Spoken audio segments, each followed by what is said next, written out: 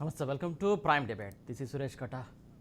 నామినేషన్ల పర్వం ముగిసింది. చివరి క్షణం వరకు అభ్యర్థులను మార్చారు కాంగ్రెస్ బీజేపీ పార్టీలు. అయితే పలువురు అభ్యర్థులు రెబల్గా కూడా ఇండిపెండెంట్లుగా కూడా పోటీ చేస్తున్నారు. ఇక ప్రచారాన్ని మరింత స్పీడ్ చేయనున్నాయి పార్టీలు. అయితే మరోవైపు కొన్ని పార్టీలు ఓటర్లను ప్రసన్నం చేసుకునేందుకు ప్రయత్నాలు కూడా చేస్తున్నారు. తాము మళ్ళీ అధికారంలోకి వస్తేనే సంక్షేమ పథకాలు అందుతాయని బీఆర్ఎస్ అంటుంటే, ఒక్కసారి అవకాశం ఇస్తే 6 గ్యారంటీలతో పాటు డిక్లరేషన్లో అమలు చేస్తామని కాంగ్రెస్ ప్రచారం చేస్తుంది. బీజేపీ మాత్రం బీసీసీఎం నినాదాన్నే నమ్ముకొని ముందుకెళ్తున్నటువంటి సిచ్యువేషన్. పార్టీలు ఫాలో అవుతున్నటువంటి స్ట్రాటజీ వెనుక అంతర్యమేంటి, అసలు ఓటర్ల మైండ్ గేమ్ ఎలా ఉంది, వారి నాడి ఎలా పట్టబోతున్నారు, అసలు ఏంటి అనేది అంశంపైన మనం డిస్కషన్లో పాల్గొనడానికి మనకు విశ్లేషకులు కూడా సిద్ధంగా ఉన్నారు. అని అడిగి తెలుసుకుందాం. బీజేపీ అధికార ప్రతినిధి శ్రవణ్ గారు ఉన్నారు. శ్రవణ్ గారు నమస్తే అండి. సార్ నమస్తే సార్, బాగున్నారా? బాగున్నానండి. నెక్స్ట్ వెంకటరమణ గారు, కాంగ్రెస్ అధికార ప్రతినిధి. నమస్తే వెంకటరమణ గారు. శ్రవణ్ గారు ఫస్ట్ చెప్పండి. అయితే యాక్చువల్లీ ఇక్కడ మెయిన్గా ఇప్పటివరకు అయితే చివరి క్షణంలో అభ్యర్థులను మార్చాల్సిన అవసరం ఏమో వచ్చింది. ఒకరికేమో బీఫామ్ ఇచ్చారు, ఇంకొకరికేమో నామినేషన్ చేయాలని చెప్పేసి మీరు చెప్పారు. ఇప్పుడు అది పార్టీకి సంబంధించినటువంటి కొన్ని ఇంటర్నల్ క్యాల్కులేషన్స్, పార్టీకి సంబంధించినటువంటి స్థానిక అక్కడ ఉన్నటువంటి క్యాడర్ యొక్కటువంటి వాళ్ళకి సంబంధించినటువంటి అభిప్రాయాలు ఉంటాయో ఆ అభిప్రాయాలు, లేకపోతే అక్కడ ప్రత్యర్థి పార్టీలు పెట్టినటువంటి క్యాండిడేట్స్ ఎవరైతే ఉంటారో అక్కడ వాటికి సంబంధించిన ఈక్వేషన్స్, ఇట్లా రకరకాల ఈక్వేషన్స్ తోటి పార్టీకి ఒక వ్యూహం ఉంటది. కాబట్టి ఆ వ్యూహాన్ని అనుసరించి కొన్ని సందర్భాల్లో ఒకటి శ్రవణ్ గారు, అంటే మీ వ్యూహం ఇక్కడ బెడ్సి కొట్టిందా? వేములవాడ కాన్స్టిట్యూషన్ తీసుకున్నట్టయితే ఫస్ట్ తులా ఉమ్మకి ఇచ్చారు, తర్వాత మళ్ళీ నెక్స్ట్ వేరే పర్సన్ మార్చారు. ఫస్ట్ తులా ఉమ్మ నామినేషన్ వేసేసారు, ఆల్రెడీ అయిపోయింది. అంటే పార్టీని నమ్ముకొని ఎన్నో రోజుల నుంచి వచ్చి ఉంది, ఆమెకు ఎందుకు అక్కడ ద్రోహం చేశారని చెప్పేసి ఆమె పదే ఇప్పుడు బయటకు వచ్చి ప్రెస్ మీట్ పెట్టినటువంటి సిచ్యువేషన్ కూడా చూసాం మనం. సార్ ఇప్పుడు తులా ఉమా గారు ఏం మాట్లాడారో దాని మీద నేను కామెంట్ చేయలేను సార్. కాకపోతే నేను ఏం చెప్పగలనంటే, పార్టీ అధిష్టానం ఏదైతే ఒక నిర్ణయం తీసుకుంటుందో దానికి ఫస్ట్ తీసుకున్న నిర్ణయం అది అధిష్టానం తీసుకున్న నిర్ణయం కాదా? ఆమెకు టికెట్ అనౌన్స్ చేసింది అనేది అధిష్టాన నిర్ణయం కాదా? కరెక్ట్. ఆమెకు టికెట్ అనౌన్స్ చేయడం అధిష్టాన నిర్ణయమే, టికెట్ మార్చడం అధిష్టానం నిర్ణయమే. టికెట్ ఇప్పుడు రెండింటినీ ఒక క్రమశిక్షణ కలిగిన కార్యకర్తగా శిరసావహించాల్సిన బాధ్యత మాకు ఉంటుంది సార్. ఇప్పుడు చాలా మంది ఆస్పిరెంట్స్ ప్రతి నియోజకవర్గంలో ఉన్నారు. కొంత ఒక టికెట్ నియోజకవర్గంలో ఒక అభ్యర్థికి మాత్రమే ఇవ్వగలుగుతాము. మిగతా అభ్యర్థులందరూ కూడా ఏ విధంగా రచ్చ చేస్తాం, ప్రెస్ మీట్ పెడతాం అంటే అది కరెక్ట్ కాదు కదా. పార్టీ అన్నాక క్రమశిక్షణతో ఉండాలి. ఇప్పుడు ఎవరైనా ఆస్పిరెంట్స్ ఉండొచ్చు, కానీ పార్టీ అనేక ఈక్వేషన్స్ చూసుకొని అక్కడ పార్టీలో అక్కడ ఎవరు ఫిట్ అవుతారో అని చూసుకొని అక్కడ ఇవ్వడం జరుగుతుంది. అందరి అభిప్రాయాలు తీసుకున్న తర్వాత, కుల సమీకరణాలు కానివ్వండి, మిగతా ఈక్వేషన్స్ తీసుకున్న తర్వాత ఒకసారి ఆలోచన చేసి తీసుకుంటుంది. కొన్ని సందర్భాల్లో లాస్ట్ మూమెంట్ వరకు కూడా మార్చాల్సిన సందర్భం ఏర్పడుతుంది. మేము భారతీయ జనతా పార్టీ ఒకటే మార్చడం జరగలేదు కదా సార్. కాంగ్రెస్ పార్టీ మార్చింది, టీఆర్ఎస్ పార్టీ మారుస్తారు, అవసరం అనుకుంటే ఏ పార్టీ అయినా చేస్తారు. అయితే ఇక్కడ రాజకీయాల్లో ఉన్నప్పుడు మనం అందరం కూడా చిత్తశుద్ధితోటి మనం ఏ పార్టీలో ఉన్నామో ఆ పార్టీ పట్ల నిబద్ధతతోటి ప్రవర్తించాల్సిన సందర్భము అవసరం ఉంటది. కాబట్టి అవసరం ఉంటే ఒక మాట అండి, ఏదైతే చెన్నమేనేనికి సంబంధించినటువంటి వికాస్ కి టికెట్ ఇవ్వడం, ఆయన ముందు నుంచి యాక్టివ్ గా పార్టిసిపేట్ చేయలేదు, ఖచ్చితంగా పార్టీ పరంగా కూడా ఎలాంటి సేవలు చేయలేదని చెప్పేసి పదే చాలా మంది చెప్పినటువంటి సిచ్యువేషన్, అదన్నీ ఎందుకు అధిష్టానం పట్టించుకోలేదనే ప్రధాన ఆరోపణ. ఇప్పుడు చెన్నమనేని కుటుంబమే అక్కడ రాజకీయంగా ప్రాబల్యం ఉన్నటువంటి కుటుంబం కదా. యాక్చువల్లీ ఒక విద్యాసాగర్ రావు గారు తీసుకోండి, లేకపోతే వాళ్ళ కుటుంబానికి సంబంధించినటువంటి వాళ్ళు ఇతర పార్టీల్లో కూడా ఉండడం జరిగింది కదా బేసికలీ.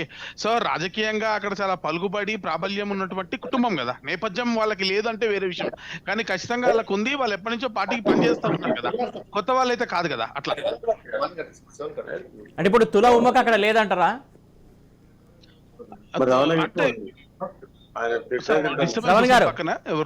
మ్యూట్ లో ఒక పెట్టుకోమనాలి మిగతా. వెంకటరమణ గారు ఒక నిమిషం ఉండండి, మీరు మీ దగ్గరకు వస్తా. శ్రవణ్ గారు, అంటే మీరు చెప్తున్న మాట ప్రకారం అటు తులా ఉమ్మ అక్కడ పార్టీలో యాక్టివ్ గా పార్టిసిపేట్ చేయలేదనా అధిష్టాన నిర్ణయం? నేను అట్లా అంటలేను సార్. తులా ఉమ్మ గారు కూడా చాలా సీనియర్ నాయకురాలు. వాళ్ళు ఉండేది ఇంకా ఇన్ఫాక్ట్ నా నియోజకవర్గంలోనే ఉంటారు. వాళ్ళు ఉండడం హైదరాబాద్ లో మల్కాజ్గిరి నియోజకవర్గానికి సంబంధించిన యాప్రాల్ ప్రాంతంలోనే ఉంటారు. యాక్చువల్ నివాసం ఉండేది. ఈటెల రాజేందర్ గారికి చాలా అత్యంత సన్నిహితుడు. రైట్, అదే కారణమా? అంటే ఒక వర్గానికి చెందినటువంటి వ్యక్తి కాబట్టి అట్లా చేశారా, ఇంకో వర్గానికి సంబంధించినటువంటి వాళ్ళకి ఇవ్వడం అనేది అక్కడ ఆరోపణ వస్తుంది, దాన్ని ఎలా చూస్తారు? కష్టపడే వ్యక్తిత్వము, చాలా జెడ్పీ చైర్పర్సన్ గా చేశారు, చాలా అగ్రెసివ్ లీడరు, స్ట్రాంగ్ లీడరు, గట్టి లీడర్, బలమైన నాయకురాలు, నేను కాదంటలేను ఎట్టి పరిస్థితిలో. కానీ పార్టీ నిర్ణయం అన్న ఒకసారి వచ్చిన తర్వాత దాన్ని మనం అందరం కూడా ఒక్కసారి పార్టీ నిర్ణయం వచ్చినాక దానికి కట్టుబడి ఉండాలంటారు. ఫస్ట్ నిర్ణయం మాత్రం ఆమెకే వచ్చింది, సెకండ్ నిర్ణయం ఎందుకు మారింది? తీసుకోండి, నేను కూడా ఒక ఆస్పిరెంట్ నే, నేను కూడా ఒక టికెట్ ఆస్పిరెంట్ నే, నాకు కూడా టికెట్ రాలేదు. అంత మాత్రం నేను అలిగి ఇంట్లో కూర్చోలేదు కదా. నేను ఏ అభ్యర్థికి అయితే ఇచ్చారో వారి వెంట వెళ్ళాను, నామినేషన్ ఫైల్ చేశాను, ర్యాలీలో పాల్గొన్నాను, మళ్ళీ వచ్చి పార్టీ వాయిస్ మీ ద్వారా వినిపిస్తా ఉన్నాను. నేను కూడా ఇంట్లో పనుకొని నాకు టికెట్ రాలేదని నేను కూర్చోలేను కదా. పార్టీ జెండా అంటూ మోయాలి, పార్టీ సిద్ధాంతాన్ని ముందుకు తీసుకెళ్లాల్సిన బాధ్యత నా పైన ఉంటుంది. సేమ్ థింగ్ ప్రతి ఒక్కరి ఓనర్స్, ప్రతి క్రమశిక్షణ కలిగినటువంటి కార్యకర్త మీద కూడా సేమ్ ఓనర్స్ ఉంటుందని నేను ఫీల్ అవుతా ఉన్నా. రైట్, వెంకటరమణ గారు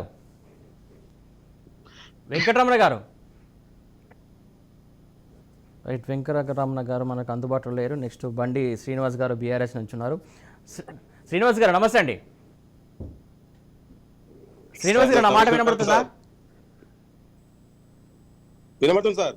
శ్రీనివాస్ గారు, మొత్తానికి ఈ రోజు దాట అయితే నామినేషన్ల పర్వం ముగిసింది. మొత్తానికి ఇంకా స్క్రూటినీ అవన్నీ ఉండే ఛాన్సెస్ ఉంది. మొత్తానికి ఈ నేపథ్యంలో కొన్ని మాటల తూటాలు కూడా చాలా ఘాటైన వ్యాఖ్యలు జరుగుతూ ఉన్నాయి. ఎలా చూస్తారు అసలు? సార్ ఇప్పుడు అంటే నేను లేట్గా జాయిన్ అయినా, అయితే ఈ తూల ఉమ్మ గారు ఇవన్నీ మీరు మాట్లాడారు కదా సార్.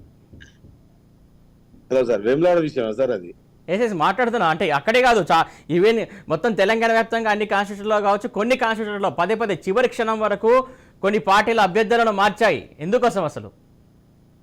అది మార్చింది కేవలం కాంగ్రెస్ బీజేపీ వాళ్ళే మార్చింది సార్. మేము ఎక్కడ కూడా బీఆర్ఎస్ పార్టీ నుంచి ఒక్క టికెట్ కూడా మార్చింది లేదు. మేము ముందునే 115 ఇచ్చినాం, ఇంకొక 2 దాకా 8 దాకా ఉంటే మేము మల్కాజ్గిరి మార్చిరానా? మల్కాజ్గిరి మార్చిరు, చాలా మల్కాజ్గిరి దేనికి మార్చినాము? తను 2 టికెట్లు కావాలంటే దానికి తప్ప మా దగ్గర ఈ కొనుక్కొనుడు అమ్ముకున్నాడు సిస్టాలు లేవు కదన్నా.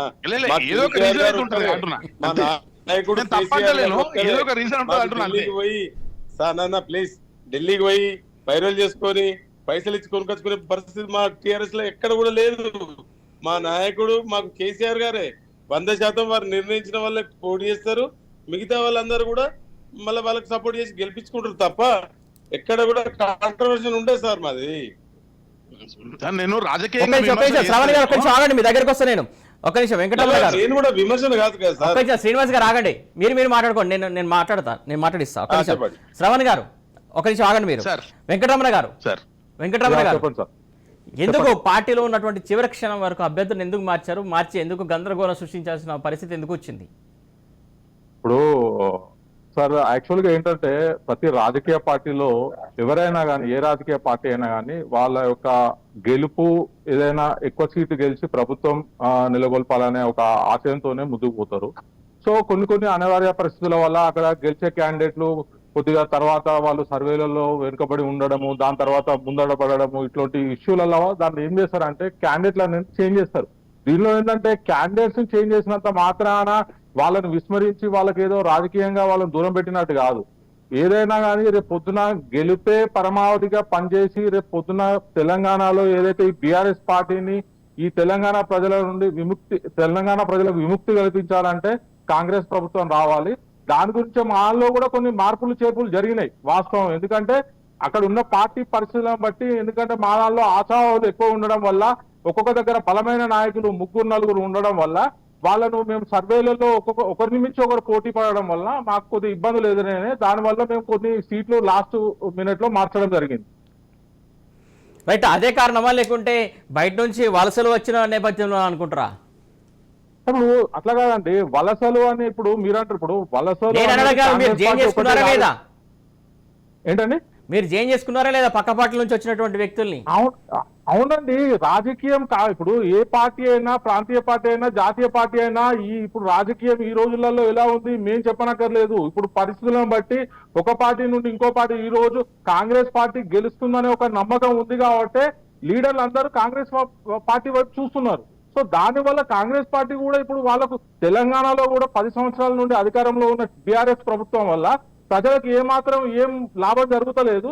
కాంగ్రెస్ పార్టీ వస్తేనే ఏదన్నా లాభం జరుగుతుందనే ఒక ఉద్దేశంతో నాయకులు కూడా అక్కడ నుండి చేంజ్ అయ్యి కాంగ్రెస్ పార్టీలోకి వస్తున్నారు. మీరు చూస్తే ఇప్పుడు మన టిఆర్ఎస్ మిత్రులు అంటారు అబ్బో అంటున్నారు.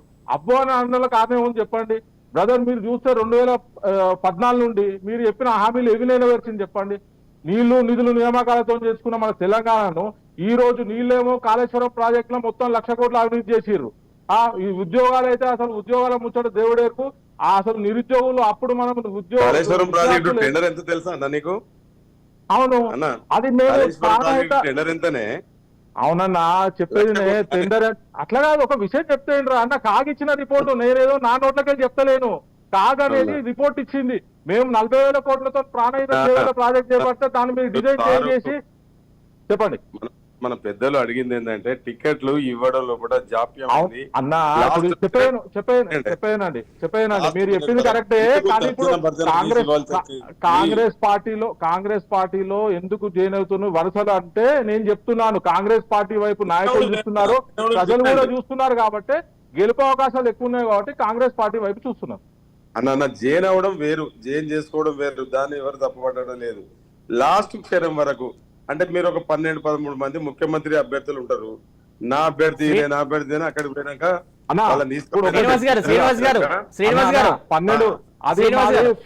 స్వేచ్ఛ ఉన్న పార్టీ కాబట్టి మాలో ఒక బీసీ అవుతాడు, ఒక ఎస్సీ ముఖ్యమంత్రి అవుతారు. మీ దానిలో చెప్పండి, మీరు గుండెమే చేసుకొని ఒక బీసీ ముఖ్యమంత్రి చేస్తారా, ఒక ఎస్సీ ముఖ్యమంత్రి చేస్తారా? మీరు మేము కేసీఆర్ గారినే ముఖ్యమంత్రి మీకు ఒకటే నాయకుడు, మీకు ఒకటే నాయకుడు, 10 మంది కదా, 10 మంది నాయకుడు.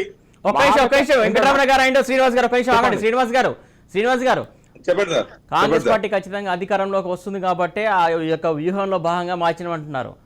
ఏంటి అసలు అధికారంలో కాంగ్రెస్ పార్టీ వస్తుంది అనుకుంటున్నారా మీరు కూడా? నేనేమంటుందంటే రేట్లు పెరిగినాయి. ఆ రేట్లలో కొంత డిఫరెన్సెస్ వచ్చి అక్కడ వాళ్ళు బేరాలు పెట్టుకుని ఢిల్లీలో కూర్చొని ఒక్కొక్కరు అయితే పాపం ఇంకా ఢిల్లీ ఇలా ఆల్రెడీ నామినేషన్ వేసే ఘట్టం అయిపోయింది. కానీ పాపం ఒక్కొక్కరు ఢిల్లీలో ఉండి ఎడతారు, నేను వానికి పైసలు ఇచ్చినా వీనికి పైసలు ఇచ్చినా నాకు ఈ టికెట్ ఇయ్యలే అని 3 నెలలు ఢిల్లీలో కూర్చొని ఉన్నటువంటి సందర్భాలు ఉన్నాయి. నేను చెప్తలేను, బీఆర్ఎస్ మిత్రులు కూడా చెప్పాల్సుకున్నా. మీరు ఏదైతే అంటున్నారో మా పార్టీలో ఇప్పుడు మీరు అన్నారు డబ్బులు అదే ఇప్పుడు మీరు చూస్తే రేవంత్ రెడ్డి గారి దగ్గర అయినటువంటి ఇప్పుడు ఏదైతే సూర్యాపేటలో పటల్ రమేష్ రెడ్డి గారు ఉన్నారు. ఒకవేళ రేవంత్ రెడ్డి గారు ఆ విధంగా ఏది ఉంటే పటల్ రమేష్ రెడ్డి గారికి టికెట్ వస్తుండే కదా. ఇవన్నీ మా దానిలో ఒక అంచెలంచెలుగా ఒక స్క్రీనింగ్ కమిటీ సర్వేలు ఇవన్నీ రిపోర్ట్ల ప్రకారమే టికెట్లు వస్తాయి. అంతేగాని ఈయన డబ్బులు ఇచ్చినాము ఈయనకి ఇస్తే టికెట్ ఇస్తారు అనేది చెప్పి ఆ పచ్చి అబద్ధం. ఈ రోజు మీరు చెప్పుకునేది లేక బీఆర్ఎస్ ఎవరైతే కేటీఆర్ గారు ఇది ఒక అపవాదు ఏంటంటే టికెట్లు అమ్ముకుంటున్నారు చెప్తున్నారు. ప్రజలు నమ్మే పరిస్థితులు లేరన్నా. రైట్ శ్రవణ్ గారు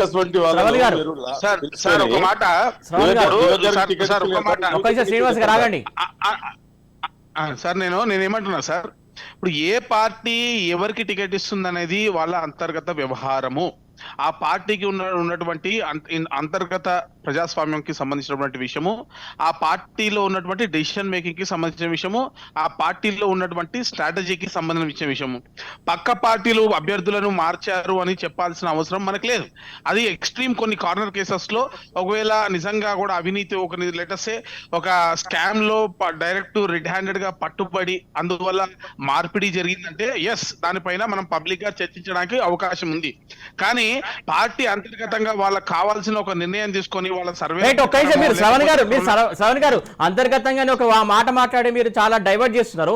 అసలు విషయం వాళ్ళకు హోప్స్ ఉండి వాళ్ళకి టికెట్ వచ్చి మళ్ళీ నేను చెప్పదలుచుకోలేదు. అసలు వాళ్ళకు నమ్మించి నామినేషన్ ఇప్పించి మళ్ళీ మీరు బ్యాక్ రండి వెనక రండి అని చెప్పేసి పెట్టడం అది ఎంతవరకు సమంజసం? సార్ నమ్మించి మరి మీరు చేసిన పొరపాట్లకి మళ్ళీ వేరే వాళ్ళని ఎందుకు తప్పిదం చేస్తారు? మీరు మీ వాయిస్ బ్రేక్ అవుతుంది సార్. మీరు చేసిన పొరపాట్లకి వేరే వాళ్ళని తప్పులో ఇరికించే ప్రయత్నం ఎందుకు చేస్తారు అంటున్నా. మీది ఒక జాతీయ పార్టీ, జాతీయ నాయకత్వం ఉంటది, నిర్ణయాలు కూడా అలాగే ఉండాలి కదా. సార్ ఇప్పుడు ఎంత జాతీయ పార్టీ అయినా సరే, ఏ జాతీయ పార్టీ అయినా సరే, ఇప్పుడు బీఆర్ఎస్ కూడా జాతీయ పార్టీ అనే చెప్తుంది కదా సార్, కాదంటలేదు కదా. ఏ జాతీయ పార్టీ అయినా సరే దానికి ఒక రాష్ట్ర నాయకత్వం ఉంటది, దానికి ఒక స్క్రీనింగ్ కమిటీ ఉంటారు, దానికి ఒక సెట్ ఆఫ్ నాయకులు, ఒక కమిటీ నిర్ణయం ప్రకారమే ముందు ఇస్తారు, తర్వాత మళ్ళీ మారుస్తారా? అంటే మారుస్తారు, తప్పేముంది. కమిటీ స్క్రీనింగ్ కమిటీ కూడా తప్పు చేస్తుందనే కదా మీరు ఒప్పుకుంటున్నారు. మారుస్తారు. ఒక్క నిమిషం శ్రీనివాస్ గారు ముఖ్యంగా ఒక్క నిమిషం శ్రవణ్ గారు, శ్రీనివాస్ గారు మీ పార్టీలో కూడా కొన్ని చోట్ల రెబల్స్ కూడా స్టార్ట్ అయ్యారు. ఆ రెబల్స్ ని ఎలా ఢీ కొట్టుకుంటారు, ఎలా వెళ్తారు ముందుకి? శ్రీనివాస్ గారు వినండి సార్. బీసీలకు పెద్దపీట వేస్తానన్నటువంటి బీజేపీ బండి సంజయ్ అనేటువంటి బీసీని ఎందుకు తీసేసింది సార్ ఇంత తొందరగా? మీరు పెద్ద కరెక్షన్ సార్ ఒక్క నిమిషం నాకు కరెక్షన్ చేయని అన్న, మీరు చెప్పిందే తప్పు. బండి సంజయ్ గారిని తీసేయలేదు, జాతీయ ప్రధాన కార్యదర్శిగా ప్రమోషన్ చేశారు. భారతీయ జనతా పార్టీలో జాతీయ ప్రధాన కార్యదర్శి అంటే చాలా పెద్ద పదవి, మీకు తెలుసో లేదో. జనరల్ గా ఫుల్ టైమర్లు ఉన్నటువంటి పదవి. శ్రవణ్ గారు ఒక మాట, హెలికాప్టర్ ఇచ్చి తిప్పుతున్నారు. శ్రవణ్ గారు మీరు భలే సమర్థించుకున్నారు కానీ ఒక మాట శ్రవణ్ ఫస్ట్ ఒక నిమిషం శ్రీనివాస్ గారు దేశంలో చీరికల కమిటీ చైర్మన్ ఉన్నదా సార్? చీలికల కమిటీ, చేరికల కమిటీ, చీరికలు పెట్టుకుంటాం సార్. ఇప్పుడు మీరు అడ్డమైన దోపిడీ మీకు వచ్చిన నష్టమైంది సార్. నేనేమంటున్నా, మీ దగ్గర దొంగల కమిటీలు ఉన్నాయి, దోపిడీ కమిటీలు ఉన్నాయి, అవి ఉండగలేదు. మా దగ్గర చేరికల కమిటీ పెట్టుకుంటే వచ్చిన నష్టమైంది ఏంటి సార్? ఇష్టం సార్, మీకు వచ్చిన నష్టమైంది, మీకు వచ్చిన నష్టమైంది అంటున్నా. మీకు వచ్చిన నష్టమైంది, మా పార్టీ మా ఇష్టం, మా పార్టీ మా ఇష్టం సార్. మీకు వచ్చిన నష్టం ఏంది? మీకు వచ్చిన నష్టం ఏంటంటున్నా? నాకు నష్టమేం లేదని చెప్పి మనం బొక్కల మీద వేసుకొని తిరుగుతామా? బీసీలందరూ కూడా మీరు సముచితమైన న్యాయం చేస్తానంటారు. ఎక్కడ చేస్తారు బీసీలకు? మీరు ఏం చేశారు? ఈ దేశ ప్రధాని ఎవరు బీసీ కదా? ఈ దేశంలోని మంత్రివర్గంలో ఎంతమంది బీసీలు ఉన్నారండి?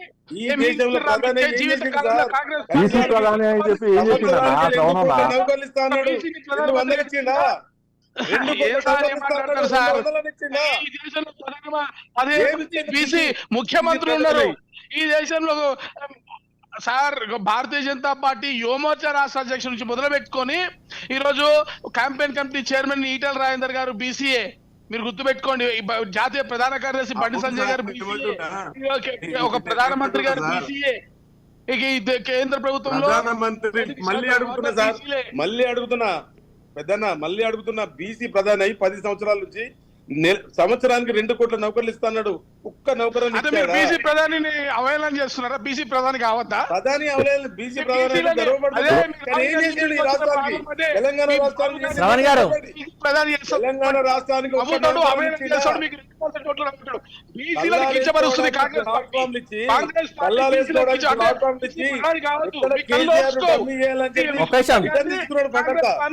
బీసీ ప్రధాని కావద్దా? మీరు ఎట్లా కావాలి? ఏం చేసింది సార్? ఏం చేసిండు? శ్రీనివాస్ గారు ఒక నిమిషం ఆగండి, 1 by 1 మాట్లాడుతుంది. ఒక నిమిషం ఆగండి, శ్రీనివాస్ గారు ఒక నిమిషం ఆగండి. ఒక్కరు మాట్లాడండి. శ్రీనివాస్ గారు ఒక నిమిషం ఆగండి. శ్రీనివాస్ గారు, శ్రవణ్ గారు ఒక నిమిషం ఆగండి. బీసీల పట్ల సార్, శ్రవణ్ గారు ఒక నిమిషం ఆగండి. బీసీలు ప్రధానమంత్రి కావద్దా? బీసీలు ముఖ్యమంత్రులు కావద్దా? శ్రీనివాస్ గారు, శ్రవణ్ గారు, బీసీలకి 2% సీట్లు రావంటారా మీరు? శ్రవణ్ గారు ఒక నిమిషం ఆగండి. ఇప్పుడు మీరు కూడా అవహేళన చేస్తున్నారు. శ్రవణ్ గారు, బీసీల పట్ల మీకు శ్రవణ్ గారు ఒక నిమిషం ఆగండి.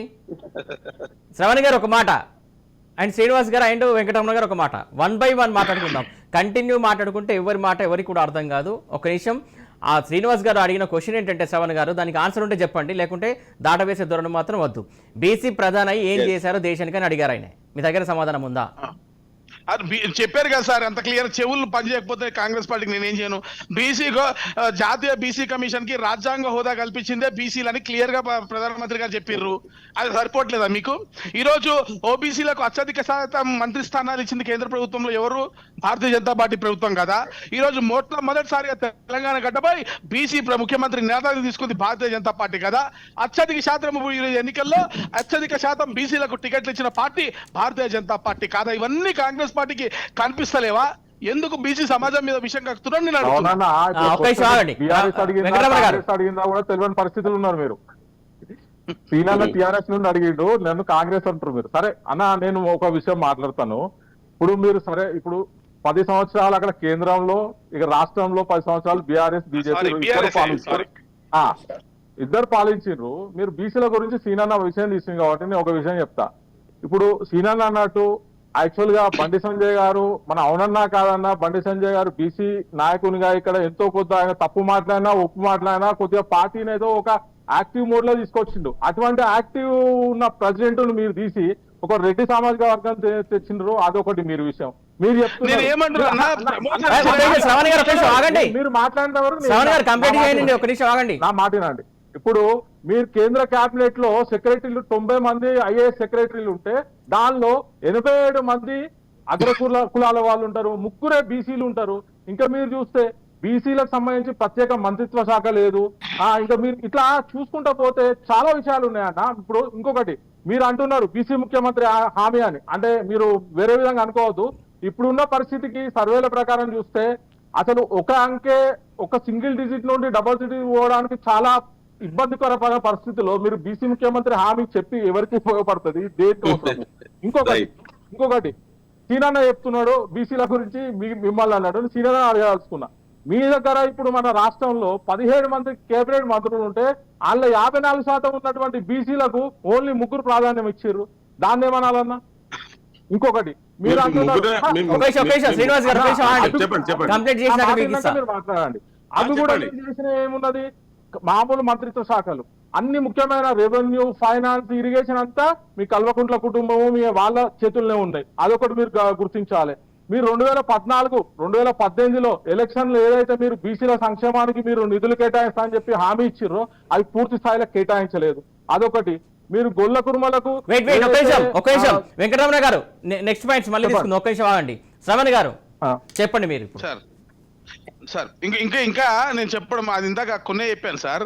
మీకు బీసీ ప్రధానమంత్రి గురించి చెప్పాను, మంత్రివర్గంలో బీసీల ప్రాధాన్యత గురించి చెప్పాను, బీసీ కమిషన్ కి రాజ్యాంగ హోదా గురించి చెప్పాను. ఈ రోజు గొర్రెల కుర్మలకు గొర్రెల కోసం ఇస్తున్నటువంటి డబ్బు కేంద్ర ప్రభుత్వం ఇస్తుంది. ఈ రోజు అనేక బీసీ ఉపాధి కల్పించే ప్రధానమంత్రి గారిది. శ్రవణ్ గారు మీరు చెప్పిందే చెప్పకండి. ఆయన అడిగింది ఏంది, ఐఏఎస్ సంబంధించినటువంటి అధికారులలో ఎంతమంది బీసీలు ఉన్నారని అడిగారు. దానికి ఆన్సర్ ఉందా చెప్పండి. మీరు ఒక మాట మాట్లాడాలి సార్ దీని మీద. మనం కొంచెము సరే రాజకీయాలకు అతీతంగా కొద్దిగా మనం అడ్మినిస్ట్రేషన్ మీద, బ్యూరోక్రసీ మీద నాలెడ్జ్ తో మాట్లాడాలి. రాజకీయ నాయకులు ఏమైనా మనము రాజకీయాల్లో సంబంధించినటువంటి ప్రాతినిధ్యం పైన మనం మాట్లాడదాం సార్. మీరు ఆఫీసర్లకు, ఉద్యోగస్తులకు ఇది ఏ విధంగా ఆపాదిస్తారు మీరు చెప్పండి. అక్కడ సెలక్షన్ క్రైటీరియా వేరు, అక్కడ పిఎంఎల్ఓ ఏ ఆఫీసర్లు ఉన్నది, మీరు ఇప్పుడు ఏ కులం అక్కడ కూడా రిజర్వేషన్లు పెట్టి తీసుకోవాలని మీరు అంటున్నారు. ఈ రోజు ఇప్పుడు ఉద్యోగుల రిజర్వేషన్ కరెక్ట్ ఆలోచన. శ్రవణ్ గారు 10 సంవత్సరాల కాలంలో అసలు మీరు క్యాస్ట్ సెన్సస్ వేయలేదన్నా. క్యాస్ట్ సెన్సస్ చేసే ఉంటే జనాభా ప్రాతిపదికన అసలు బీసీలు ఎంత శాతం ఉన్నారు, ఆ శాతం ప్రకారం వాళ్ళకు రిజర్వేషన్లు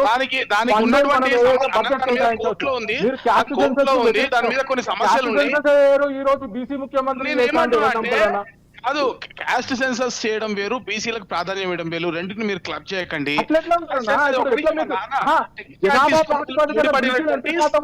అది ఎప్పుడో పాత కాలంలో చేసినా నువ్వు దాన్నే పట్టుకుంటే ఈ రోజు బీసీల శాతం చాలా గణనీయంగా పెరిగింది. ఇప్పుడు నువ్వు క్యాస్ట్ సెన్సస్ చేస్తే బీసీలు ఏ కులాల వారు ఎంతమంది ఉన్నారో అని తెలుస్తుంది. దాన్ని బట్టి వాళ్ళకు బడ్జెట్ కేటాయింపులు కావచ్చు, లేకపోతే రాజకీయంగా ప్రాధాన్యత ఇవ్వచ్చు, లేదంటే నీకు తెలుసా అన్న ఇప్పుడు క్యాస్ట్ సెన్సస్ ఎక్కడుందో? కోర్టు పరిధిలో ఉంది.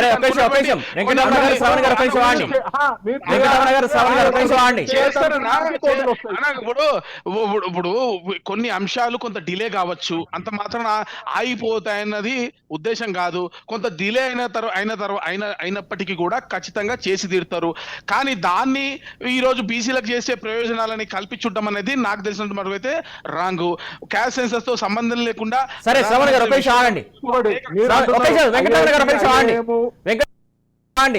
శ్రీనివాస్ గారు చెప్పండి. ఇందాక కాంగ్రెస్ వారు అడిగిన క్వశ్చన్ మీ దగ్గర సమాధానం ఉందా? ఇప్పుడు వీళ్ళకు అసలు ఎన్ని సీట్లు వస్తాయని చెప్పి బీసీ ముఖ్యమంత్రిని ఇస్తా అని చెప్పి హామీ ఇచ్చి ప్రధానమంత్రి గారు వేళ్ళు నేను జనరల్ మీరు ఇంతకుముందు ఒక మంచి మాట అన్నారు. మనం కూడా జనరల్ గా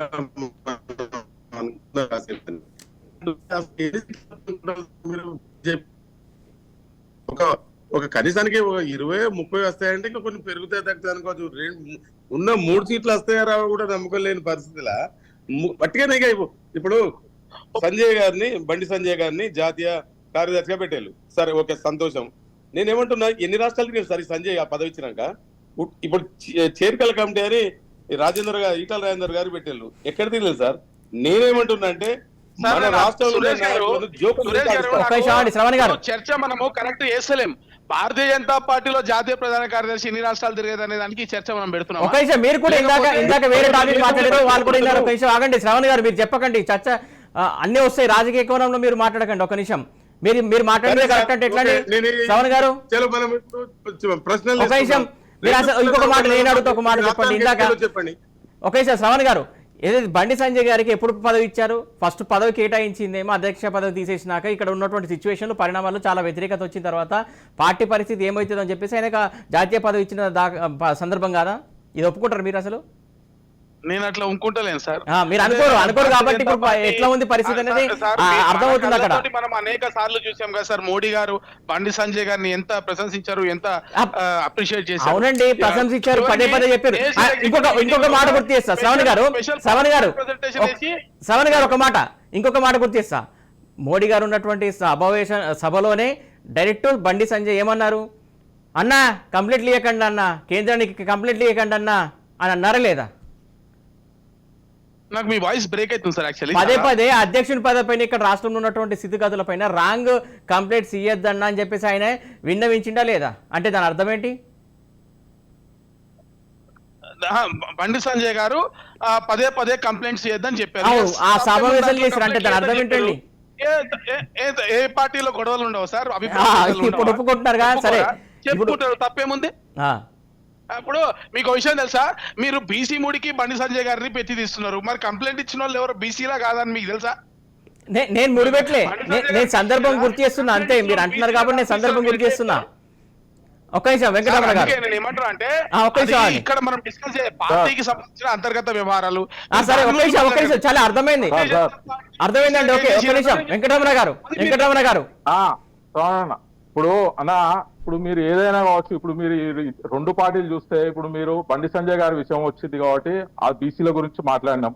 అసలు బండి సంజయ్ గారిని తొలగించడం ఆ రోజు ఇప్పుడు మీరు గుర్తు చేస్తారు కాబట్టి చెప్తున్నా, అంత అగ్రెసివ్ గా ఏదైతే కేసీఆర్ కి అగనెస్ట్ గా, బీఆర్ఎస్ కి అగనెస్ట్ గా చాలా స్టేట్మెంట్స్ ఇచ్చి, కవిత గురించి కూడా స్టేట్మెంట్స్ ఇచ్చి అంత హేమాహేమీలుగా మాట్లాడిన సందర్భంలో ఇమీడియట్లీ ఆయన తొలగించడానికి కారణం ఏంటంటే, ఇప్పుడు మేము చిన్నపిల్లల్ని అడిగినా ఇక్కడ తెలంగాణలో చెప్తున్నారు ఏంటంటే,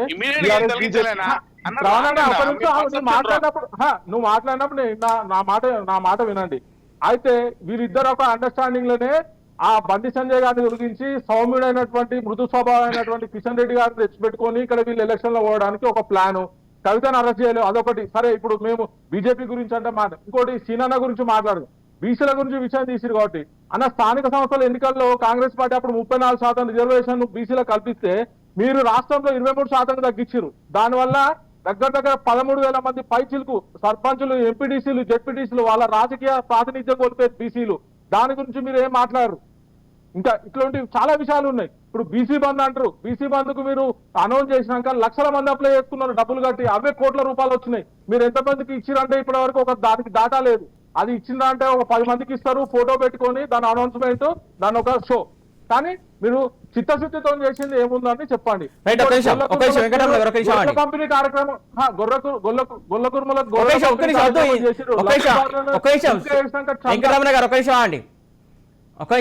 ఇందాక ఏదైతే సభలో మాట్లాడుతున్నటువంటి తిరిగి కావచ్చు, కాంగ్రెస్ పార్టీకి సంబంధించినటువంటి వేరే వాళ్ళు వచ్చి నామినేషన్ వేసిన సందర్భంలో కావచ్చు, ఇక్కడ జరుగుతున్న విషయం కావచ్చు, ఖచ్చితంగా వాళ్ళని ఓడిస్తాం, ఖచ్చితంగా గద్దె దించుతామని చెప్తారు. అంత నమ్మకంతో ఎలా చెప్తారు, అంత ధైర్యంతో ఎలా చెప్పగలుగుతారు? నన్ను అంటున్నారా? Yes, can you repeat once? ఏదైతే సభలు సమావేశాలు ఏర్పాటు చేసిన సందర్భంలో కావచ్చు, వేరే రాష్ట్రాల నుంచి వచ్చినటువంటి ముఖ్యమంత్రులు కూడా ఇక్కడ ఖచ్చితంగా కేసీఆర్ ని ఖచ్చితంగా ఓడిస్తారు, అక్కడ 2 స్థానాల్లో ఓడిస్తారని చెప్తున్నారు. 2 స్థానాల్లో మీరు ఎలా ఓడిస్తారనుకుంటారు, ఎట్లా? సార్ ఇప్పుడు మీరు ఒకటి గమనించాలి. ఆల్రెడీ కేసీఆర్ బీఆర్ఎస్ ప్రభుత్వానికి ఏదైతే 2 సార్లు అధికారం ఇచ్చిండ్రు, సరే ఆ రోజు 2014లో తెలంగాణ కాంగ్రెస్ ఇచ్చినా గానీ అతను ఏదంటే తెలంగాణ తెచ్చినామని చెప్పి నీళ్లు నిధులు నియామకాలు అని సెంటిమెంట్లు అక్కడ ఆ విధంగా ఆయన క్లెయిమ్ చేసుకోవడం వల్ల అధికారం వచ్చింది చూసి. కానీ ఈ రెండు పర్యాల ప్రభుత్వంలో ప్రజలు కూడా వాళ్ళు బేరీ చేసుకున్నారు. అసలు ఏం చేసిరు కేసీఆర్ గారు మీరు చెప్తే, ఇప్పుడు దళిత సీఎం చేస్తా అన్నారు, తల నరుకుంటా కానీ మాట తప్పనన్నాడు. మరి దళిత సీఎం చేసిండ్రా? 3 ఎకరాల భూమి ఇస్తానన్నాడు, దళితులకు ఇచ్చిండా? ఇంటికో ఉద్యోగం ఇస్తానని ఇచ్చిండ్రా?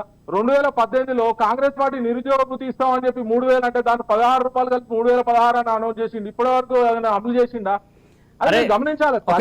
వెంకటరమణ గారు సీఎం గురించి ఇందాక ఆల్రెడీ శ్రీనివాస్ గారు క్లారిటీ ఇచ్చిండు, మళ్ళీ అదే అడుగుతున్నారు.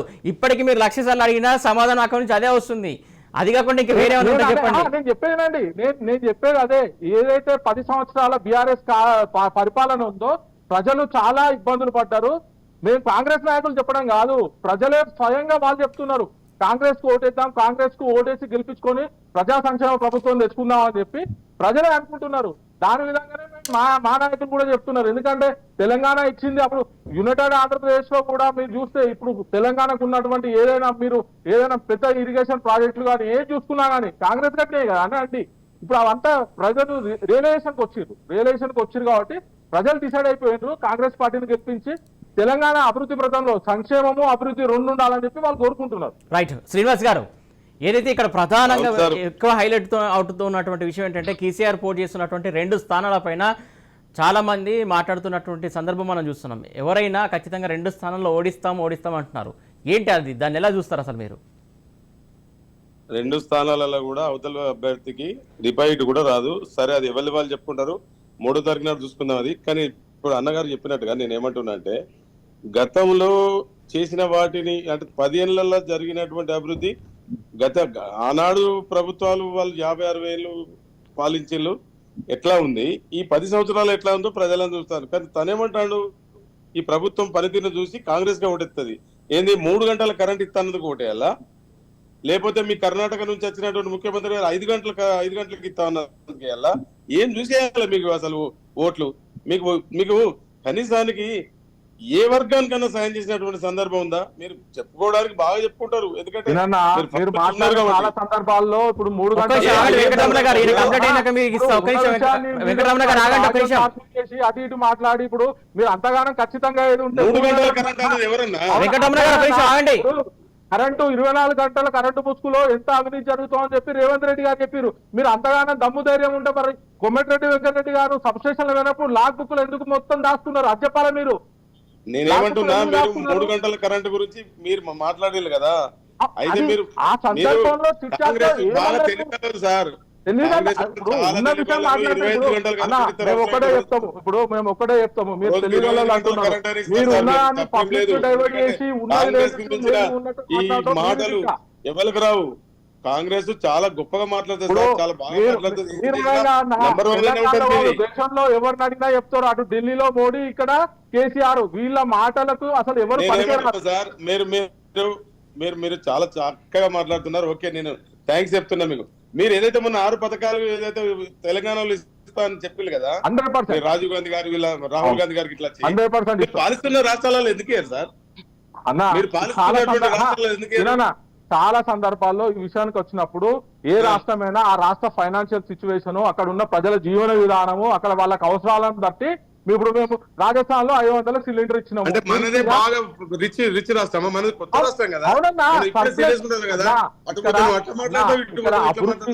ఆ రోజు కాంగ్రెస్ ప్రభుత్వాలు గత ప్రభుత్వాలు చేసిన అభివృద్ధితోనే సర్ప్రైజ్ బడ్జెట్ తోని తెలంగాణ ఇస్తే ఈ రోజు 5 లక్షల కోట్ల పైగా అప్పు మన రాష్ట్రానికి ఉంది.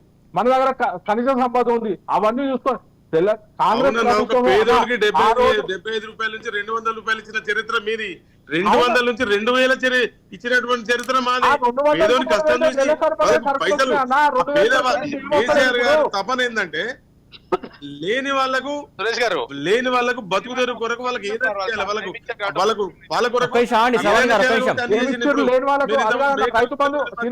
రైతు బంధు పెట్టిరు. మీరు రైతు బంధు అనే స్కీము 2014లో శ్రీనివాస్ గారు, వెంకటరమణ గారు మీరు మాట్లాడుకోవడం కాదు. ఒక నిమిషం ఆగండి. మీరు ఒకరికొకరు స్కీమ్ల గురించి ఎక్స్ప్లెయిన్ చేసుకుంటారు, టాపిక్ అంతా డైవర్ట్ చేసేస్తారు. ఒక నిమిషం ఆగండి. ఒక మాట శ్రవణ్ గారు, నేను డైరెక్ట్ క్వశ్చన్ అడుగుతా, మీరు ఆన్సర్ చేయండి, మళ్ళీ మీరు కూడా డైవర్ట్ చేయకండి. ఏదైతే హుజూర్ నగర్ సంబంధించి, హుజూరాబాద్ సంబంధించి హుజరాబాద్లో ఇవాళ ఆల్రెడీ మంత్రి హరీష్ రావు పర్యటించారు, చాలా కొన్ని వ్యాఖ్యలు చేశారు. ఖచ్చితంగా 7 సార్లు అవకాశం ఇచ్చారు ఈటలకి, ఈసారి ఖచ్చితంగా కౌశిక్ అవకాశం ఇవ్వాలి అని చెప్పేసి పదే పదే చెప్పారు. అలాగే ఇప్పుడు ఆయనకు లాస్ట్ టైం ఉప ఎన్నికల్లో ఎన్నో అబద్ధాలు ఆడి ఆయనే గెలిచారని చెప్పారు. దానికి సంబంధించి మీరేమంటారు అసలు? నేనేమంటున్నా సార్, ఒక నిమిషం మిమ్మల్ని కాదు, ఒక నిమిషం శ్రీనివాస్ గారు ఆగండి. శ్రవణ్ గారు అడిగా, శ్రవణ్ గారు చెప్పండి. హరీష్ రావు ఇంకో మాట కూడా ఉన్నారు, ఏదైతే ఈసారి జీ హుజూర్ అనేది లేదు అని అంటున్నారు. సార్ నేను అదే అన్నా సార్. ఒకటి ఫస్ట్ థింగ్ ఏంటంటే, ఇందాక అన్న చెప్పిండు, ప్రధానమంత్రి మోడీ గారికి మాట్లాడని రేటేందర్ రెడ్డి గారు మాట్లాడినంత మాటలు తెలంగాణ రాష్ట్రంలో ఎవరికి రావు. ఉగ్గుపాలతోటే ఆయన అబద్ధాలు నేర్చుకున్నాడు. అది ఓటుకు నోటు నుంచి మొదలుపెట్టి ఈ రోజు వరకు ప్రూవ్ అయితేనే ఉంది. సరే, అది పక్కన. హుజురాబాద్ కి సంబంధించి మీరు అడిగిన క్వశ్చన్ లో, సరే ఎన్నికల్లో హరీష్ రావు గారు ఏమైనా అప్పీల్ చేయొచ్చు కాక, కానీ నేను గత ఎన్నికల్లో హుజురాబాద్ లో ఇన్ఛార్జ్ గా ఉన్న టౌన్ లో వారి ఎన్నికల్లో పనిచేసిన, ఉప ఎన్నికల్లో కూడా అక్కడ కొన్ని ఏరియాల్లో ఇన్ఛార్జ్ గా ఉండి అక్కడ పనిచేయడం కూడా జరిగింది. అక్కడ ప్రజల జీవన విధానంలో ఈటెల రాజేందర్ గారు అంతర్భాగం అయిపోయారు. ప్రతి ఇంటికి ఒక కుటుంబ సభ్యుల్లాగా ఈటెల రాజేందర్ గారు ఉన్నారు. కష్టం వచ్చినా నష్టం వచ్చినా, పేదోడైనా పెద్దోడైనా, చదువు అనుకున్నా కూలనుకున్నా నాలనుకున్నా, ఏ ఒక్క విషయానికైనా సరే వాళ్ళ ఇంట్లో గుర్తొచ్చేది మొదటి వ్యక్తి ఈటెల కుటుంబమే. ఈటెల రాజేందర్ గారు కానివ్వండి, ఈటెల జమున గారు కానివ్వండి, అక్కడ ప్రజలకు అందుబాటులో ఉంటూ ప్రతినిత్యం అక్కడ వాళ్ళలో మమేకం అయిపోయారు. మరోవైపు చూసుకుంటే కౌశిక్ రెడ్డి పోనీ అవతల ఉన్న క్యాండిడేట్ ఏదో మంచివాడా, మనం ఆలోచన చేద్దాం ఒకసారి. కౌశిక్ రెడ్డి అనేటువంటి వ్యక్తి ఏ విధమైనటువంటి వ్యాఖ్యలు చేస్తా ఉన్నాడు, ఒక ముదిరాజ్ సామాజిక వర్గాన్ని కానివ్వండి, ఒక బీసీలకు సంబంధించి ఎటువంటి వ్యాఖ్యలు చేసిన వ్యక్తికి ఈ రోజు బీఆర్ఎస్ పార్టీ అక్కడ టికెట్ ఇచ్చింది, మనం ఆలోచన చేయాల్సిన అవసరం ఉంది. ఈ రోజు ఇందాక నుంచి మనం చర్చిస్తా ఉన్నాము, బీసీల గురించి మాట్లాడుతా ఉన్నాము. నేను అడుగుతా ఉన్నా, ఈ రోజున ఒక బీసీ సామాజిక వర్గాన్ని అంత అవహేళన చేస్తూ ఇష్టం వచ్చినట్టు మాట్లాడి మళ్ళీ మొదటికి రాకండి శ్రవణ్ గారు, మళ్ళీ టాపిక్ మళ్ళీ మొదటి తీసుకురాకండి ప్లీజ్. ఒక నిమిషం శ్రవణ్ గారు, వద్దండి. ఎన్నిసార్లు మాట్లాడింది. ఒక్క నిమిషం ఆగండి శ్రవణ్ గారు, ఒక్క నిమిషం ఆగండి, ఒక్క నిమిషం ఆగండి. మీరు ఎట్లా ఉన్నారంటే బీసీలకు పదవులు ఇస్తే చాలు, ఇంకేం చేయకపోయినా పర్లేదు అన్నట్టుంది మీరు. ఒక్క నిమిషం శ్రవణ్ గారు, ఒక్క నిమిషం. మీరు అలాగే ఉన్నారు. మీరు ఒక పదవి ఇస్తే చాలు, ఇంకేం అక్కర్లేదు బీసీలకు అన్నట్టుంది. బీసీ అంటే ఒక్కొక్క కులం కాదు కదండి, 140 కులాలు ఉన్నాయి. చెప్పాలనుకుంటున్నా సార్, ఈ కౌశిక్ రెడ్డి అనేటువంటి వ్యక్తి అక్కడ ఈటెల రాజేందర్ గారు పెద్దవాడు చిన్నవాడిని కూడా చూడకుండా నోటికొచ్చిన భాషతో దుర్భాషలాడుతూ అక్కడ ఉన్నటువంటి ఉద్యమకారుల పైన అక్రమ కేసులు పెట్టి పోలీసులతోటి లాఠీ దెబ్బలు కొట్టిస్తూ ఆ వీడియో కాల్లో వాళ్ళని చూస్తూ పైశాచిక ఆనందం పొందుతున్నటువంటి వ్యక్తి. అటువంటి క్రూరమైనటువంటి మనస్తత్వం ఉన్నటువంటి వ్యక్తిని, ప్రజలకు అందుబాటులో ఉన్నటువంటి వ్యక్తిని, ఒక విజన్ లేనటువంటి నాయకునికి ఏ విధంగా ప్రజలకు ఓటేస్తారో మీరు ఒక్కసారి చెప్పండి సార్. రైట్, ఒక్క నిమిషం. శ్రీనివాస్ గారు మీరు శ్రవణ్ గారు, శ్రీనివాస్ గారు, మీరు ఆరోపణ చేశారు కదా, మీ దగ్గర ఏమైనా ఆధారాలు ఉన్నాయా, మీరు ఏమైనా చూసారా? ఇది ఒక ఎలక్షన్ స్టంట్ సార్. ఇది ఒకళ్ళ మీద ఒకరు ఆరోపణలు చేసుకునేది ఇక్కడ ఆనవాయితీగా ఉంది. ఇంతకుముందుకు ఒక మంచి క్వశ్చన్ అడిగారు, అప్పుడు ఏ ఎలక్షన్ లా ఎందుకు గెలిచిండు, ఎట్లా గెలిచిండు, ఇప్పుడు ఎట్లా గెలుస్తాడు కౌశిక్ రెడ్డి అనే దాని మీద నేనేమంటున్నా, గతంలో నువ్వు ఒక 6 సార్లు అక్కడ గెలిచిన వాటి నీకు కొంచెం ఉన్నది. తర్వాత నువ్వు వచ్చి అందరినీ చాదుకుంటారా చంపుకుంటారా అని చెప్తే కొంత రియలైజ్ అయ్యి అప్పటికి గెలు శ్రీనివాసును స్వల్ప మేధాటితోటి ఓడించడం జరిగింది. ఓకే, కానీ నేనేమంటున్నా, ఈ గెలిచిన 2.5 సంవత్సరాలల్లా నువ్వు నియోజకవర్గానికి తట్టెడు మట్టి పోసినటువంటి సందర్భం ఉందా? మీరు శ్రవణ్ గారు ఒకసారి రండి, మీరు వచ్చి చూడండి. ఇప్పుడు మట్టిగానే ఆయన ఏదో బీసీ అయినందుకు, లేకపోతే ఇంకేదైనందుకు, ఏదో ఆయన మీద ఏదో కక్ష కట్టి చేసిన ఇవన్నీ బట్టి ముచ్చట్లు. నేనేమంటున్నా అంటే, కౌశిక్ రెడ్డి అనేట ఆయనే ఎక్కడన్నా చిన్న తప్పిదం చేసినటువంటి సందర్భం చూసిలా కేవలం అక్కడ వాళ్ళు కొంతమందిని ఆ మీడియాలో పెట్టుకొని వాళ్ళ చిత్రీకరించి అవన్నీ చేసుడు తప్ప, మీరు ఒకసారి రండి హుజురాబాద్కు. ఇలా కౌశిక్ రెడ్డి ఎమ్మెల్సీగా ఎంత పని చేసిండు, ఏం చేసిండు? ఈ గెలిచినటువంటి 2.5 సంవత్సరాల పాటు ఈటెల రాజేందర్ గారు కనీసానికి ఇక్కడికి వచ్చి ఎవరికన్నా ఏమైనా సహాయం చేసిండా, ఏమైనా డెవలప్మెంట్ చేసిండా, లేకపోతే తట్టెడు మట్టి పోసిండా? ఒకసారి చూడండి. తర్వాత శ్రీనివాస్ గారు, ఒక నిమిషం ఆగండి. శ్రవణ్ గారు చెప్పండి. హుజరాబాద్ లో మీ ఆ సినిమా మీరు అన్నట్టుగా నేను హుజరాబాద్ వచ్చినా ఉన్నా అక్కడ మా నాయకుడు గంగిశెట్టి రాజు గాని కౌన్సిలర్ సుమన్ గాని లేక దేవేందర్ గాని అక్కడ ఉన్నటువంటి ప్రతి నాయకుడితోటి నాకు అనుబంధం ఉంది, రెగ్యులర్ మాట్లాడుతూ ఉంటా పోతా ఉంటా. ఓకేనా, నేను ఒక చెప్తున్నా, నేను ఒక స్వయంగా ఒక కార్పొరేటర్ జిహెచ్ఎంసీలో. ఈ రోజు మీ పాలనలో మాకు ఉన్నటువంటి సమస్య ఏంటంటే సార్, ఈ ప్రతిపక్షంలో ఉన్న వాళ్ళని మీరు గౌరవిస్తలేరు, ప్రోటోకాల్ అనేది లేదు. అక్కడ దళిత బంధు చెక్కులు ఇస్తే కౌశిక్ రెడ్డి ఇస్తాడు, స్థానిక ఎమ్మెల్యేని పిలువరు సార్. ప్రతి చోట ఎమ్మెల్యే ఇచ్చిన లిస్టును తీసుకుంటారు, అక్కడ ఉన్నటువంటి బీజేపీకి సంబంధించిన కార్పొరేటర్లకు కనీసం సమాచారం ఇవ్వరు, పిల్లరు. అది అభివృద్ధి పనులకు మేము వర్క్స్ పెడితే జోనల్ కమిషనర్లను బెదిరిస్తారు. ఎంత అరాచకం చేసి సార్. మేము స్వయంగా సార్ మీరు కనుక్కోండి, మీరు చెప్పిన దానికి నేను చెప్తున్నా సార్. ఒక నిమిషం శ్రవణ్ గారు, ఒక నిమిషం ఆన్సర్ చేస్తారంట. ఒక నిమిషం శ్రవణ్ గారు నేను చెప్తా, మీరు శ్రవణ్ గారు ఒక నిమిషం శ్రీనివాస్ గారు ఆన్సర్ చేయండి. 1 by 1 అడిగితే నేను దానికి ఆన్సర్ చెప్తా సార్. వెయిట్ శ్రవణ్ గారు వెయిట్ అండి. శ్రీనివాస్ గారు చెప్పండి. ఇప్పుడు మీరు ఏమన్నారు, మీరు హుజరాబాద్ లో మీరు బాగా తిరిగిన్లు, మీకు అన్ని తెలుసు, కొంతమంది వ్యక్తుల పేర్లు కూడా చెప్పిళ్ళు, చాలా సంతోషం. అదే వ్యక్తులని ఈ డెబ్యూట్ అయిపోయిన తర్వాత ఒకసారి ఫోన్ చేయండి. మేము ఏ కార్యక్రమం చేసినా ఎమ్మెల్యే గారిని ఫోటోకాల్ ప్రకారంగా ప్రతి కార్యక్రమానికి ఆయన ఫోటో పెట్టి ఆహ్వానించినటువంటి సందర్భం మీరు ఇప్పుడు చెప్పినటువంటి పేర్లతో చెక్ చేసుకోండి. వాళ్ళు ఇప్పుడు మీరు సుమన్ అని చెప్పారు, సుమన్ కౌన్సిలర్, మీరేంటి సార్ వాళ్ళ అమ్మ, సుమన్ వాళ్ళ అమ్మ కౌన్సిలర్. మేము ఏ ప్రోగ్రామ్ చేసినా స్థానిక ఎమ్మెల్యేని పిలవకుండాను, అతని ఫోటో పెట్టకుండాను ఏ ఒక్క ప్రోగ్రామ్ చేసినా కూడా దానికి దేనికంటే దానికి సార్ మీరే కావాలని అక్కడ పిలుస్తలేనని, మీరే నన్ను పిలుస్తలేరని చెప్పి రాకపోతే దానికి ఎవరేం చేస్తారు? కౌశిక్ రెడ్డి గారు వచ్చినటువంటి ప్రతి చెక్కును కూడా వాళ్ళు వచ్చి ఆఫీసులలో తిరిగి కొంచెం ఇబ్బంది పడతారు, కొంత ముసలి వాళ్ళు ఉంటారని చెప్పి ఆ ముసలి వాళ్ళు ఉన్నటువంటి చెక్కులను తీసుకుపోయి ఇంటికాడిచ్చి గౌరవించి వాళ్ళకి ఇచ్చేసినటువంటి సందర్భం తప్ప అక్కడ ఎవ్వరు కూడా అవమానపరిచింది లేదు. ఇది కావాలని ఆరోపణ చేస్తారు తప్ప మీరు చెప్పినటువంటి పేర్ల వాళ్ళని అడగండి. ఎక్కడన్నా పిలవకుండా ఏదన్నా programme, official programme, non official మనం ఏం చేయలేం. ఈ రోజు ముఖ్యంగా ఎలక్షన్ల కంటే ముందే మా గ్రౌండ్ చిరకాల కోరిక మాకు స్టేడియం కావాలని ఆయన ఎమ్మెల్సీగా 10 కోట్ల రూపాయలు తీసుకొచ్చి స్టేడియం చేస్తున్నటువంటి సందర్భం. ఆ రోజు కూడా ఈటల రాజేందర్ గారి ఫోటో పెట్టి ఆయనను ఆహ్వానించి అన్ని చేసినా కూడా వారు రాలే. ఇక అది వారి ఇష్టం. కానీ అక్కడ ఏదో పిలవనట్టు నన్ను దూరం పెడతాను అన్నట్టు ఆయన చెప్పుకుంటే దానికి ఎవరేం చేయలేరు. మీరు తెలుసుకోండి, మీరు చాలా పేర్లు చెప్పారు. నేను లైవ్ లో తీసుకుందాము. నేను స్వయంగా కౌన్సిలర్, నేను కార్పొరేటర్ హైదరాబాద్ లో. నేను కార్పొరేటర్ ని మేము ఫేస్ చేసినాం. 3 ఏళ్ళు హైదరాబాద్ లో చేసింది వేరు. శ్రవణ్ గారు మీరు మళ్ళీ అక్కడి నుంచి ఇక్కడికి ముడి పెడుతున్నారు. హుజరాబాద్ నుంచి హైదరాబాద్ ముందు పెట్టారు. బాగుంటదండి. ఒక నిమిషం శ్రవణ్ గారు, ఒక నిమిషం ఆగండి. మీకు గౌరవం దొరకకపోతే సంబంధం లేకుండా ఎక్కడి నుంచి ఎక్కడికి ముడి పెడుతున్నారు. కానీ మీరు ఒక నిమిషం వెంకటరమణ గారు హైదరాబాద్ లో కూడా మిమ్మల్ని గౌరవించకపోతే చెప్పండి, మా చైర్మన్ గారు చెప్పి మిమ్మల్ని మంచి గౌరవించమని చెప్పండి చెప్తారు. కానీ హుజరాబాద్ కు హైదరాబాద్ ముడి గారు చెప్పారు సార్. ఆగండి ఒక నిమిషం చెప్పండి. వెంకటరమణ గారు, ఇక్కడ ఇంకొక ప్రధాన ఏదైతే మీ పైన పదే ఆరోపణలు వస్తున్నటువంటి సిచ్యువేషన్ ఏంటంటే 6 హామీలు ఖచ్చితంగా అవి ఎట్లా ఫెయిల్ అవుతాయి.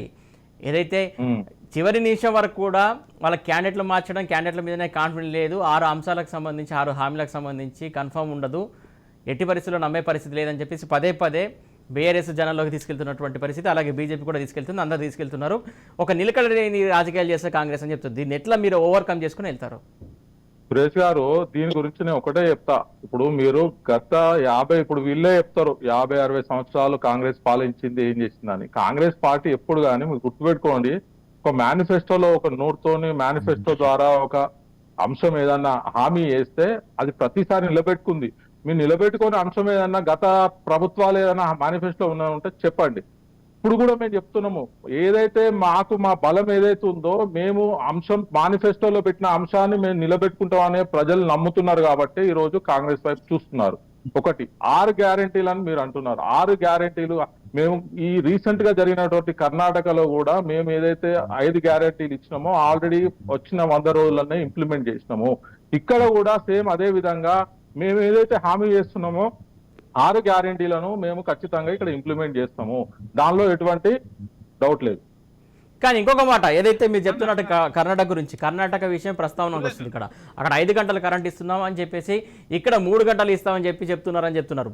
పదే ఆరోపణ. 24 గంటలకు ఇస్తున్నటువంటి 24 గంటలు ఇస్తున్నటువంటి తెలంగాణ రాష్ట్రంలో 3 గంటలు కరెంట్ ఇస్తామన్న వాళ్ళను ఎలా నమ్ముతారని చెప్పేసి కూడా సూటి ప్రశ్న బీఆర్ఎస్ నుంచి. సురేష్ గారు మీరు ఒకటే గమనించండి. ఇప్పుడు మీరు మొన్న డికే శివకుమార్ గారు మాట్లాడిందైనా, అంతకుముందు రేవంత్ రెడ్డి గారు మాట్లాడిందైనా, ఇప్పుడు వీళ్ళు ఏంటంటే ఈ బీఆర్ఎస్ బీజేపీ ప్రభుత్వాలు ఎట్లా ఉన్నాయంటే వీళ్ళకి ఏది చెప్పుకోలేక ఇప్పుడు అక్కడ జరిగిన సందర్భము మాట్లాడిన సందర్భం ఒకటైతే దాన్ని ఒకటే పాయింట్ పట్టుకొని 3 గంటలు ఇస్తాడట, మీకు ఓటేస్తే కథ 3 గంటలే వస్తుంది మళ్ళీ అదే రావాలా అని ఇట్లాంటి ప్రజలను ఏంటంటే తప్పుదో పట్టించడానికి ట్రై చేస్తున్నారు తప్పితే ఆ రోజు మాట్లాడింది 24 గంటల కరెంటు పెట్టి ఎన్ని కోట్ల కర్ణాటక ముఖ్యమంత్రి కర్ణాటక ముఖ్యమంత్రి ఏం చెప్పాడు? నేను మీరు మాట్లాడినప్పుడు నేను మధ్యలో రాలేదు, నాకు సమయం ఇవ్వండి. ఇప్పుడు కర్ణాటక ముఖ్యమంత్రి వచ్చినప్పుడు మాట్లాడింది కూడా ఆయన చెప్పిన సందర్భం ఏంటంటే 5 గంటల కరెంట్ అని చెప్పి ఆయన 5 గంటలను మెన్షన్ చేసింది, కానీ మేము అంతే ఇస్తున్నామని చెప్పలేదు. మీరు వీడియో ప్లే చేయండి మీరు కావస్తే. ఇంకొక విషయం మీరు అంటున్నారు, మీరు కాంగ్రెస్ పార్టీ ఒకవేళ గెలిచలేదు, కాంగ్రెస్ పార్టీకి అవకాశం లేదు, కాంగ్రెస్ పార్టీ గెలిచే విధంగా ఉన్నది కాబట్టి మీరు చూస్తే గత వారం రోజులకు వెళ్ళి కాంగ్రెస్ పార్టీ నాయకులకు సంబంధించినటువంటి అందరు లీడర్ల మీద మీరు చూస్తే ఐటీ రైళ్లు జరుగుతున్నాయి. మరి అదే బీజేపీ ఉన్న బీఆర్ఎస్ పార్టీ నాయకుల మీద ఎందుకు జరుగుతలేవు మీరు ఒకసారి ఆలోచించండి. దీని వల్లనే అర్థమవుతుంది బీఆర్ఎస్ బీజేపీ చీకటి ఒప్పందం అనేది.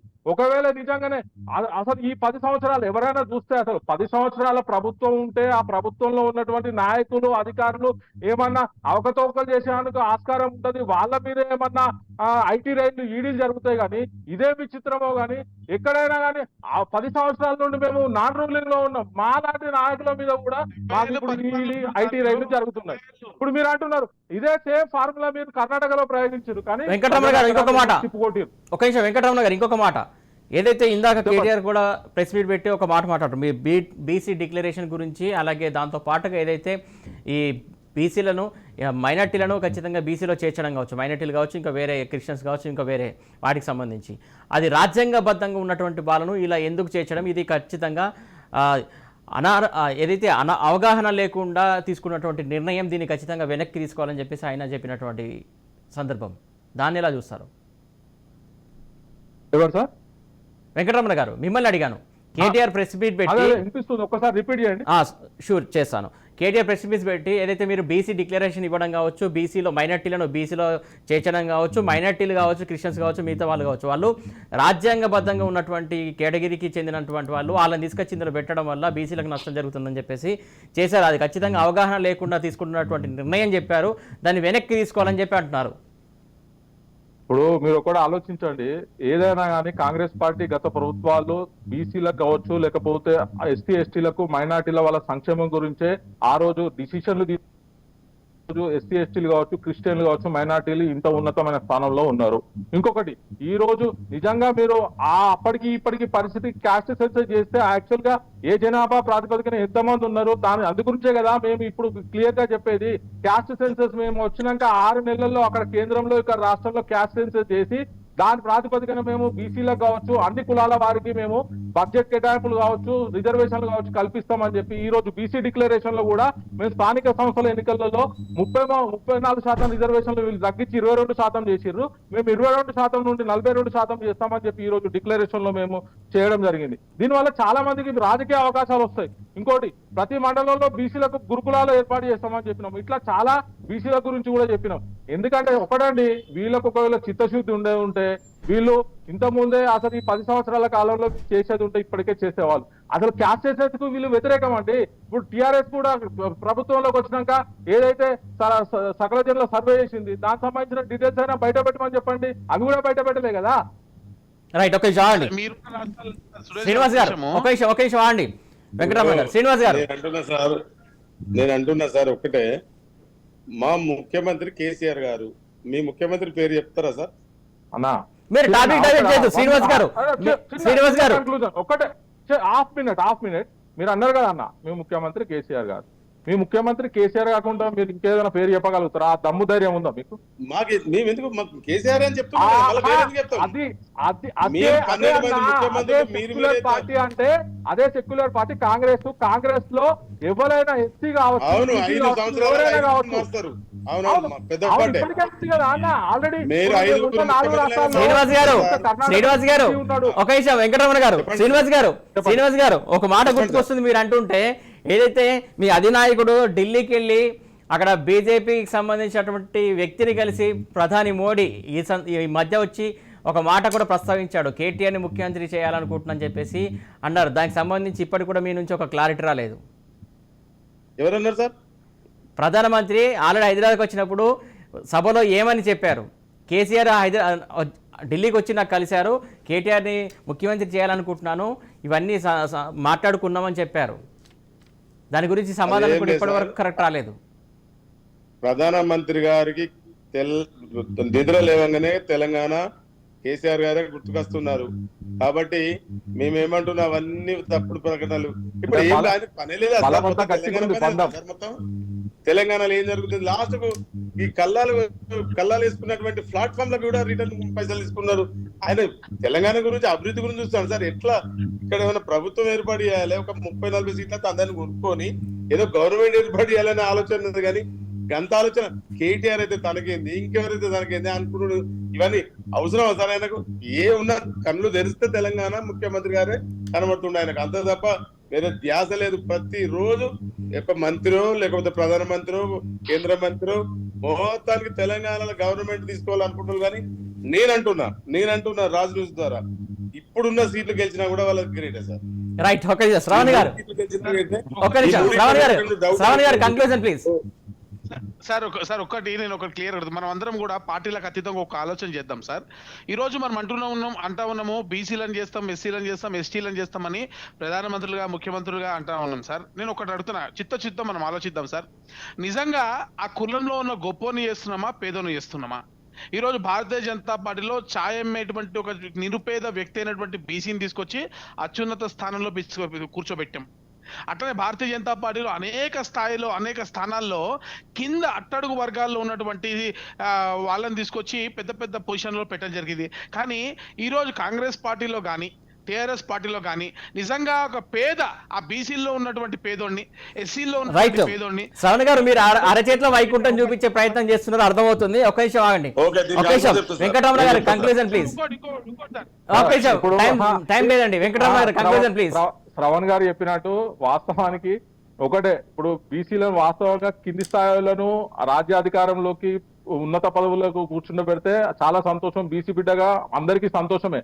కానీ మీరు అంటున్నారు ఏంటంటే ఒక చిన్న స్థాయి నుండి వచ్చిన మోడీ ఛాయం అని ఎక్కడన్నా ఆధారం ఉందా అండి? ఉంది. వెంకటరమణ గారు సమయం ఇచ్చిపోయింది. మోడీ గారి శ్రీనివాస్ గారు కంక్లూజన్ ప్లీజ్. ఆయన ఛాయ వెంకటరమణ గారు ఆగండి. శ్రీనివాస్ గారు కంక్లూజన్ ప్లీజ్. సరే సార్, ఒక్క నిమిషం శ్రీనివాస్ గారు కంక్లూడ్ చేయండి. ఆల్రెడీ వచ్చినాయి. వెంకటరమణ గారు ఆగండి, అమిత్ షా గారు ఆగండి. వెంకటరమణ గారు ఒక నిమిషం ఆగండి. డిగ్రీలో కూడా మొత్తం తప్పలే. రైట్, సమయం ఇచ్చిపోయింది. ఒక్క నిమిషం. రైట్ రైట్ శ్రవణ్ గారు అలాగే వెంకటరమణ గారు అలాగే శ్రీనివాస్ గారు థ్యాంక్ యూ అండి డిబేట్ లో పాలు పంచుకున్నందుకు. Thank you so much Shravan గారు అలాగే వెంకటరమణ గారు శ్రీనివాస్ గారు థ్యాంక్ యూ అండి డిబేట్ లో పాలు పంచుకుని మీ అభిప్రాయం తెలియజేసినందుకు థ్యాంక్ యూ సో మచ్. మొత్తానికి రాజకీయాల సంబంధించి ఇప్పటివరకైతే నామినేషన్ల ప్రక్రియ పూర్తయింది. కాకపోతే చివరి క్షణం వరకు అభ్యర్థులను మార్చాయి. ముఖ్యంగా బీజేపీ కాంగ్రెస్ పదే అభ్యర్థులు మార్చుకుంటూ వచ్చినటువంటి సందర్భం చూస్తున్నాం. 1-2 చోట్ల కూడా బీఆర్ఎస్ కూడా మార్చిన సందర్భం చూస్తున్నాం. మొత్తానికి అభ్యర్థులు మార్చిన నేపథ్యంలో అక్కడ ఉన్నటువంటి మిగతా అభ్యర్థులు కూడా చాలా నిరుత్సాహానికి లోనయ్యారు. మరి వారిని ఎలా నచ్చ చెప్తారో, ఎలా బుజ్జగిస్తారనేది చూడాలి. మొత్తానికి ఇంకా ఇప్పటి నుంచి ఇంకా ప్రచారం మాత్రం ఇంకా పెద్ద ఎత్తున ఊపందుకునే అవకాశం కనబడుతుంది. ఇవాళ prime debate. Keep watching Raj news.